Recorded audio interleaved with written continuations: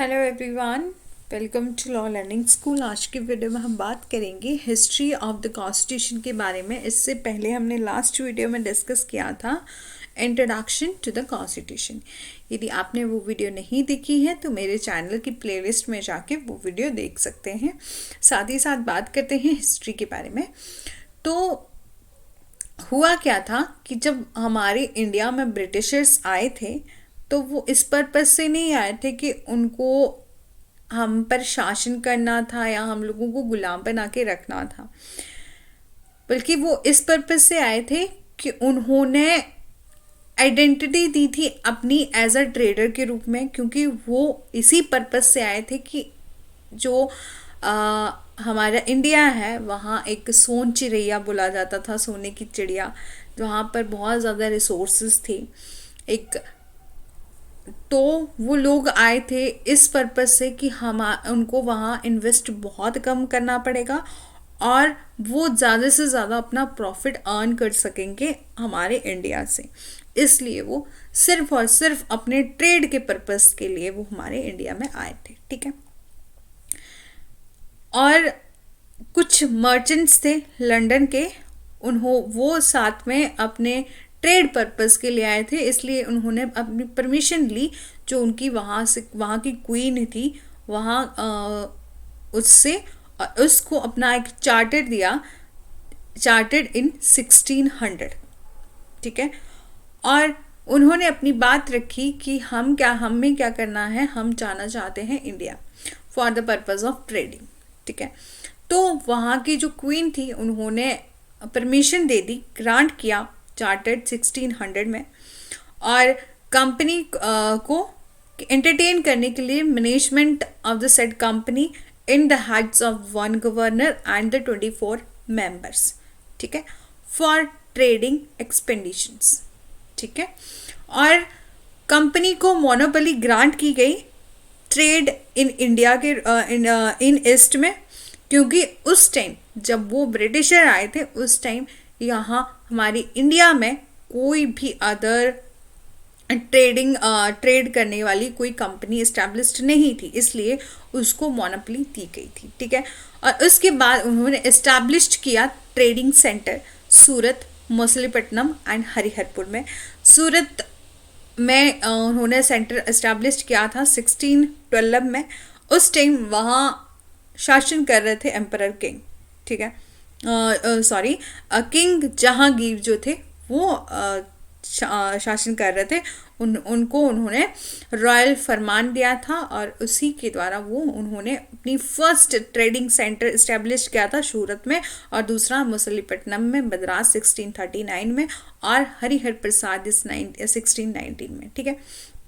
उसके बाद कुछ these further become the presidency of the British consist of one president and the several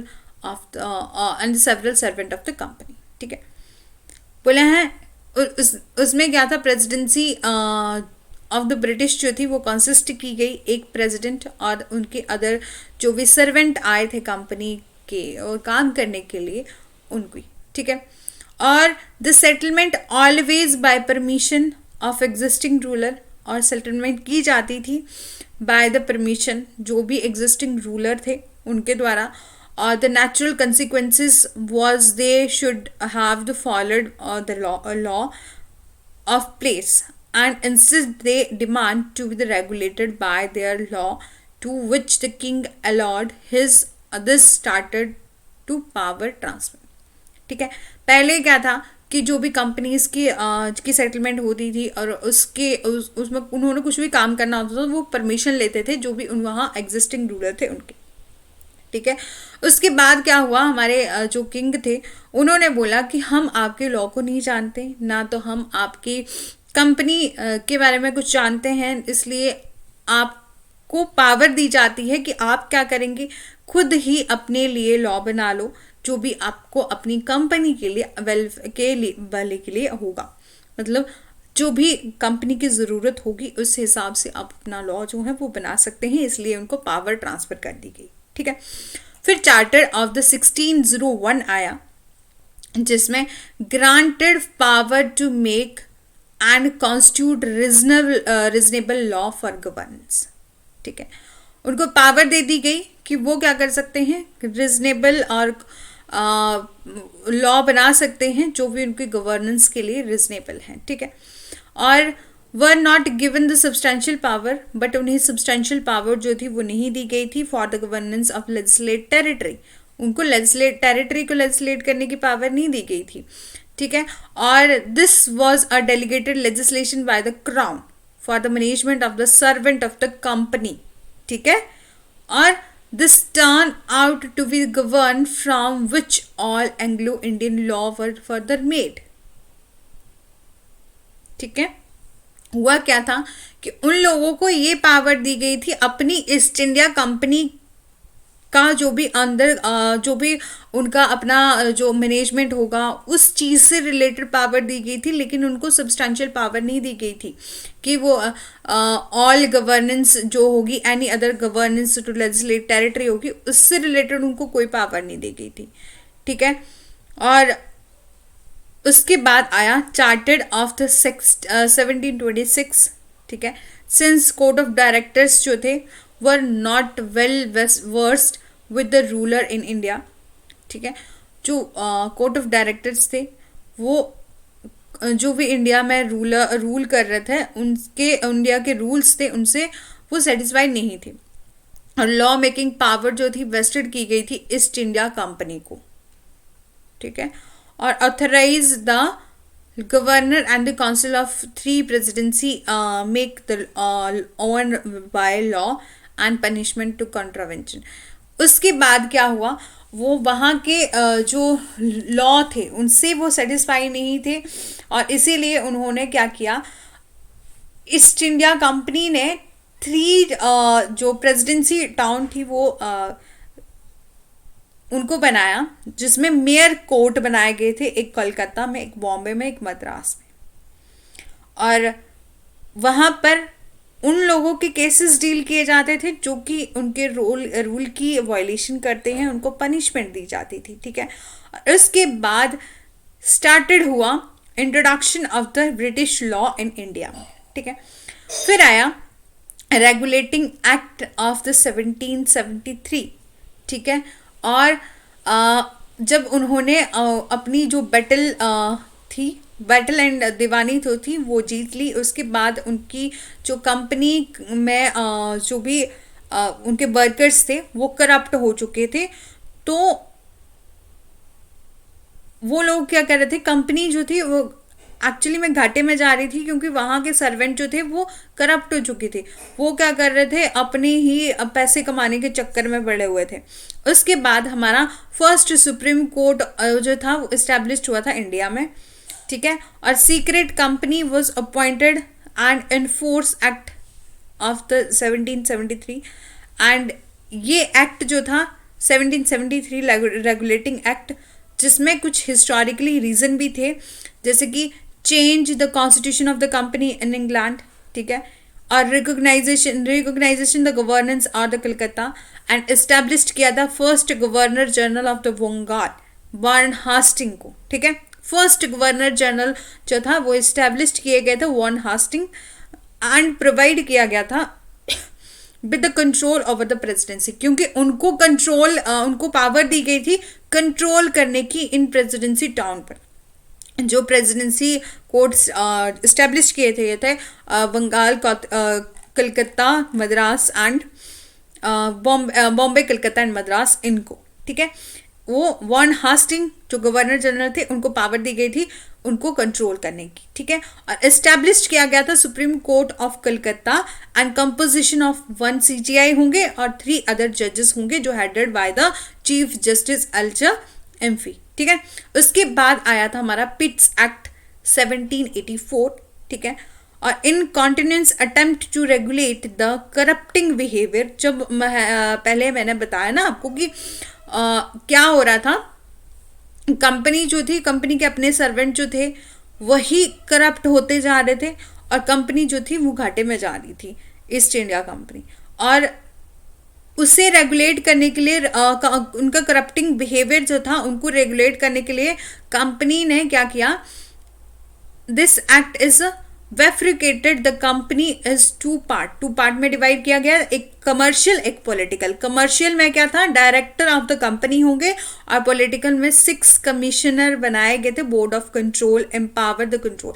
एक board of control बनाया गया जो कि क्या करेंगे, कंट्रोल करेंगे इस कंपनी को। कंपनी को मोनोपोली दी गई एंड ट्रेड वॉज एक्सटेंडेड किया गया था 20 सालों के लिए, ठीक है। और उसके बाद आया हमारा चार्टर्ड ऑफ द 1830, ठीक है। And the monopoly of the East India Company for the trade in India was taken away and now open to all merchants of Britain, ठीक है। फिर आया हमारा chartered act 1833। Governor general of the Bengal designated किए गए थे as a governor general of India. William Bentinck को governor general of India बनाया गया था, ठीक है। और लॉ बनाया गया for all the britisher and non was regulated by the governor general, ठीक है। एंड चार्टर्ड ऑफ द 1853 बनाया आया उसके बाद, क्योंकि ये लास्ट चार्टर था ईस्ट इंडिया कंपनी का। लेजिस्लेचर और एग्जीक्यूटिव जो थी उनको सेपरेट किया गया। Local representation in the civil service जो थी वो रिप्रेजेंट हुई, और जो कि पहले हम लोगों को जो था अलाउ नहीं किया गया था इंडियंस को सिविल सर्विस में जाने के लिए। तो फर्स्ट इंडियन सिविल सर्वेंट बने थे हमारे सत्येंद्रनाथ टैगोर, ठीक है। And all the power of the director were under the preview of the governor general of India. सारी ही पावर ऑफ डायरेक्टर जो थी वो अंडर थी हमारे गवर्नर जनरल ऑफ इंडिया, ठीक है। और this act pave way of the crown to enter in India without support of East India Company, ठीक है। फिर आया हमारा गवर्नमेंट ऑफ इंडिया एक्ट 1858। और since the double system of the Pitt act failed, therefore finally the power of the governance was shifted from the company to crown officially। उसके बाद क्या किया गया, जैसे कि डबल सिस्टम था, पिट्स एक्ट जो था उसमें डबल सिस्टम था वो फेल हो गया, और उसके बाद फाइनली जो पावर थी का पावर जो गवर्नेंस की पावर उनको शिफ्ट किया गया कंपनी से सीधा क्राउन में, ठीक है, क्राउन में ऑफिशियली। और फिर रिवॉल्ट हुआ 1857 का, speed up the process. And फिर क्या हुआ, council of India of the 15 official were constitute किए गए। फिर पोस्ट ऑफ वाइसराय जो थी वो क्रिएट करी गई। लॉर्ड कैनिंग जो थे, जो just like a president in current India, जैसे कि हमारे प्रेसिडेंट होते हैं, जैसे कि एक हेड माने जाते हैं ऑल ओवर कंट्री के, बट उनके पास एक्चुअली में बहुत ज़्यादा पावर्स नहीं होती as comparison to the prime minister, ठीक है। वैसे ही उस टाइम पोस्ट क्रिएट की गई थी वाइसराय की। लॉर्ड कैनिंग जो थे वो वाइसराय बने। And post of the secretary of the state बनाए गए थे लॉर्ड स्टैनली। एंड जैसे कि जस्ट लाइक आजकल के जो प्राइम मिनिस्टर हैं उनके पास जो पावर थी वो थी हमारे secretary of the state lord Stanley, ठीक है। और उसके बाद आया Indian council act 1861। Extreme power दी गई to the governor general and its council को, ठीक है। इस एक्ट के अंडर जो पावर्स थी governor general and the council को पावर दी गई। और एनी बिल जो रिलेट करता है पब्लिक रेवेन्यू से और डेप्थ से, मिलिट्री एंड द रिलीजन और the foreign affairs could not be passed without the governor general is assent, ठीक है।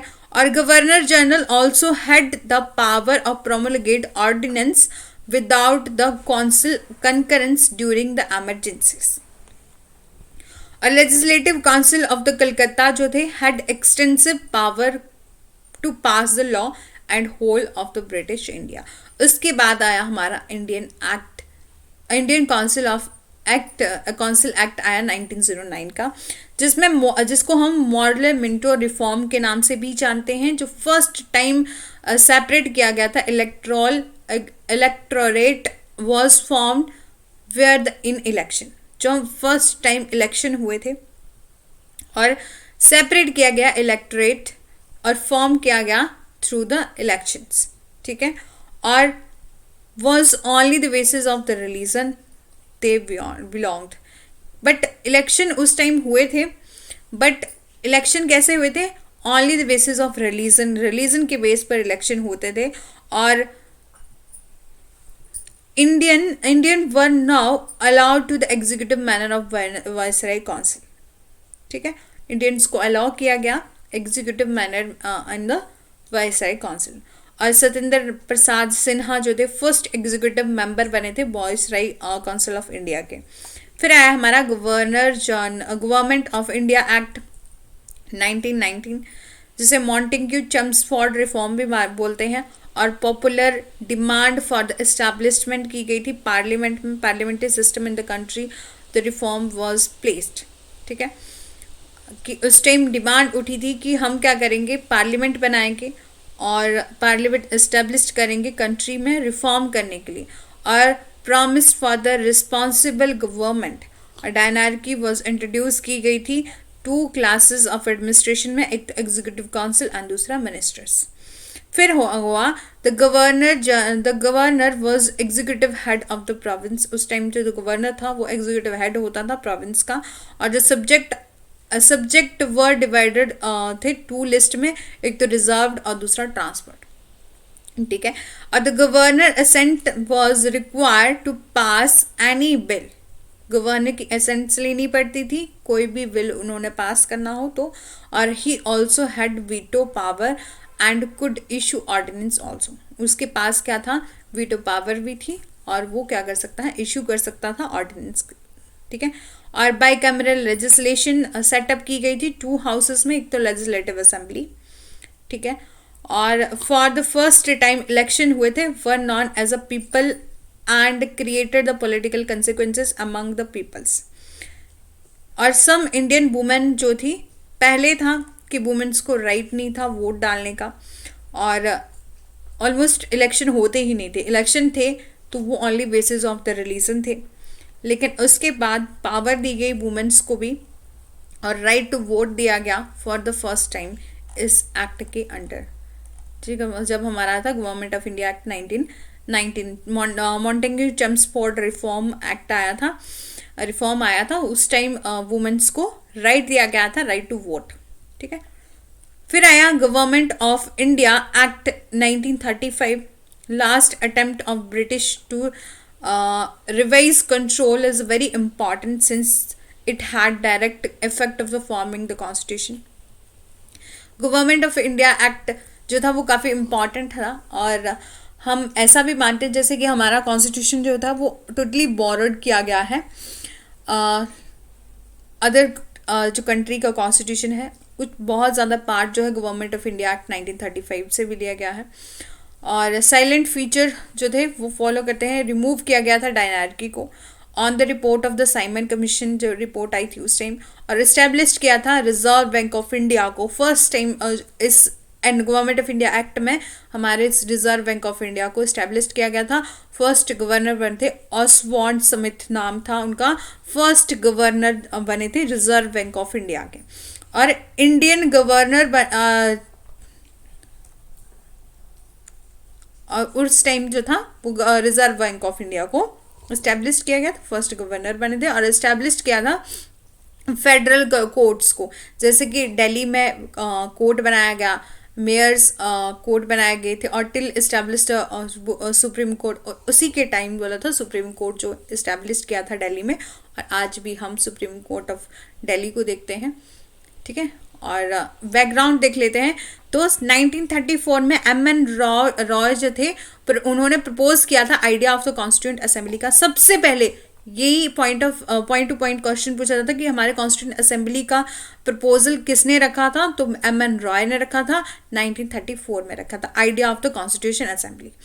फिर 1935 में ऑफिशियली डिमांड की गई थी, was put in the front of the British government का, और द 1940 में डिमांड की गई थी, was accepted, also called the August offer.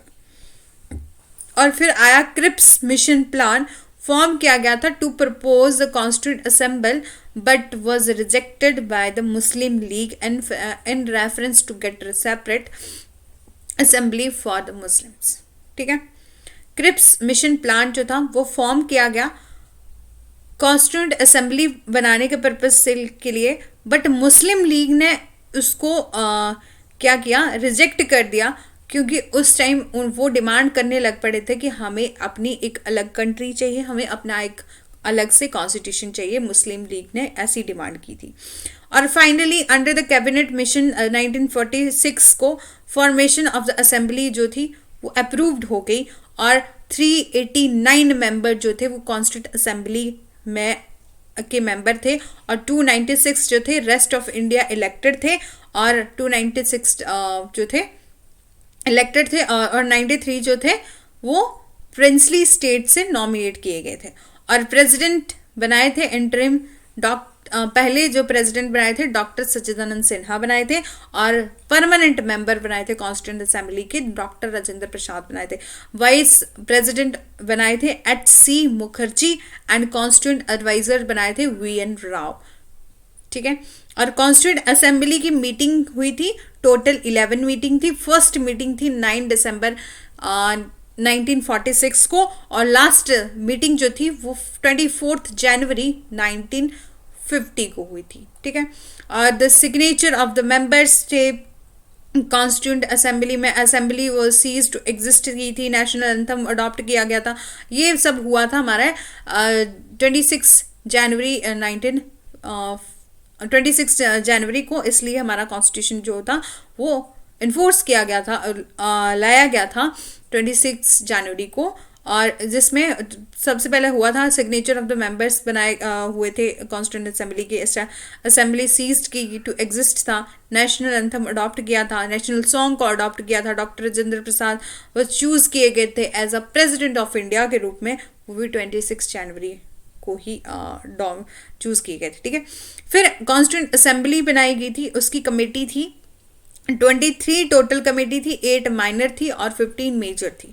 Important committee of the assembly थी, ड्राफ्टिंग कमेटी थी, डॉक्टर BR अम्बेडकर जो ड्राफ्टिंग कमेटी के हेड थे, और the fundamental right sub committee JV Kripalani, और minority sub committee HC Mukherjee, और स्टेट कमीशन जवाहरलाल नेहरू थे, और हमारे एडवाइजरी कमेटी थी सरदार पटेल की।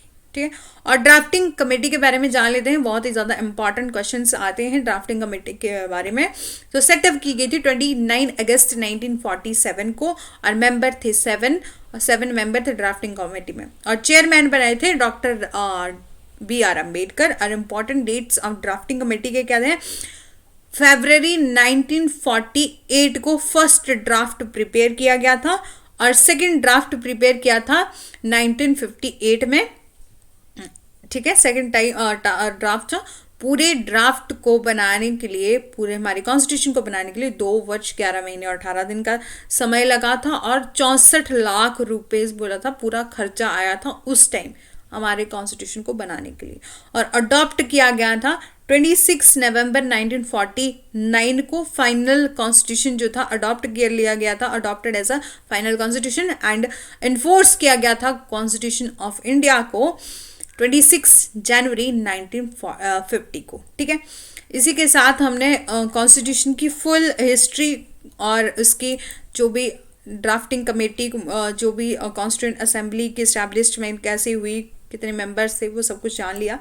इसी के साथ यदि आपको वीडियो अच्छी लगी है then do like share and subscribe. और मैं आपको बताती चलूँ कि मेरे ही चैनल कि आप प्लेलिस्ट सेक्शन में यदि आप देखेंगे तो मैंने यहाँ सब्जेक्ट वाइज प्लेलिस्ट बनाई है। यदि आपने ये वीडियोस नहीं देखी है तो मेरे चैनल की प्लेलिस्ट में जाके इन वीडियोस को देख सकते हैं। और साथ ही साथ यदि आप जूरिस्प्रूडेंस को पढ़ना चाहते हो तो मैंने यहाँ डिटेल में एक टॉपिक को डिस्कस किया है, जूरिस्प्रूडेंस को डिटेल में डिस्कस कर लिया। यदि आपने जूरिस्प्रूडेंस को पढ़ना होगा तो मेरे चैनल की प्लेलिस्ट में जाके उस सब्जेक्ट को अच्छे से पढ़ सकते हैं। Thanks for watching.